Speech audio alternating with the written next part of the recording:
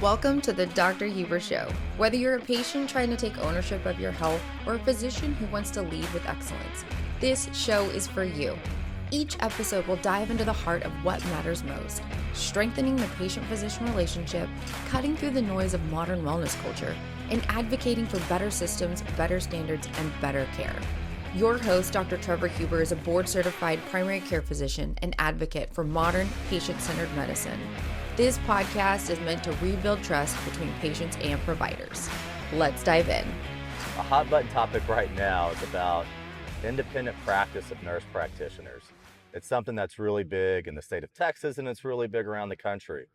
Nurse practitioners practicing medicine was really not something that had been around for 20 years ago, but now it is a part of healthcare. It's a part of medicine and how patients get their medical care. And they're a very valuable part of our care team.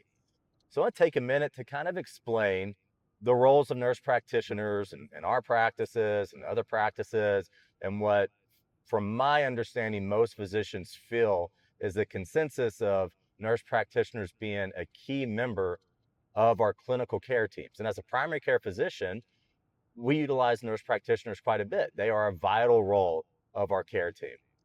They're a member of the team, but they're not their own team. Just like I'm really not my own team either. I'm working with other physicians and specialists together to take care of patients and providing that medical care to the absolute most of my capabilities and what I've been trained and board certified in, and understanding where the limitation of those capabilities are and when it's appropriate for me to utilize other physicians to take care of patients. And I think that's where nurse practitioners excel inside of our care model, when they're working closely with the physicians that are supervising them as part of that care team, because they also have their own capabilities and their own unique training and their own unique limitations. And it's understanding where those limitations are and just being very honest about that and humble about where those limitations are, which really drives the biggest value to patient care. The best nurse practitioners that I've worked with in my experience as a physician and supervising nurse practitioners since the very beginning of me practicing medicine, the best nurse practitioners have a close relationship with me, and I have a close and honest relationship with them so that they feel comfortable coming to me to ask for help when it's appropriate. And whenever they have reached the limit of their knowledge and their experience and expertise, that's whenever they involve me, and that's the right thing to do. And I'm actively involved in managing the care of all of the patients that are coming in and seeing the nurse practitioners that are being supervised by me, in a very similar way as if I'm actually seeing the patient myself. And I see a lot of patients myself. So they're a key part of the care team.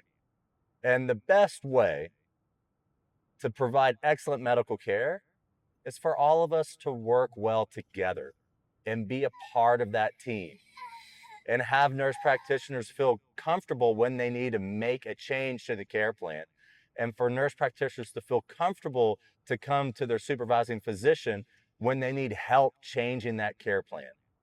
Whether it's just a simple change in a medication or adding a different medication for a diabetic who's not really well controlled, the nurse practitioner realizes, I'm not very confident in doing this right now. I need to go ask for help from the physician that I'm working with. Or if it's having a patient that's coming in with acute chest pain, and man, it's really high stress, and the possible complications can possibly even be death. I mean, these are the stakes we deal with in healthcare. They're life and death decisions. So you should be working closely with your supervising physician to ask for help. Just like whenever I have a patient that comes into the clinic and they've got chest pain and I get an EKG and I'm really, really worried because that EKG makes it look like they're having a heart attack, I've got cardiologists that I'm very close with that I will take a picture of the EKG, send a text to them, call them, and within 5 minutes, they're saying, yeah, Trevor, that absolutely needs to be stented right away. Call EMS, probably already called EMS, but call EMS, we're going to put this action in place. So it's working together as a team. And that's where we all survive and thrive. When we work together as a team, that's the best medical care for the patients that we serve. And that's our number one priority. And that's our number one responsibility, is to provide excellent medical care to the patients that we serve as often as possible and as convenient as possible, meaning getting patients in the same day and utilizing everybody that's on that care team to take care of that patient every single day of their life. Because when emergencies happen, they happen in the blink of an eye, and the patients need access to us and that care team immediately. So we've got to make sure that we're available to them so that they feel like they can trust us and that they're taken care of and that they have the confidence to live life anxiety-free and worry-free because they know they got a care team that's taking care of them. So let's work together and let's really provide excellent health care to the patients that we're called to serve. Thank you so much for pulling up a seat with us today on the Dr. Huber Show.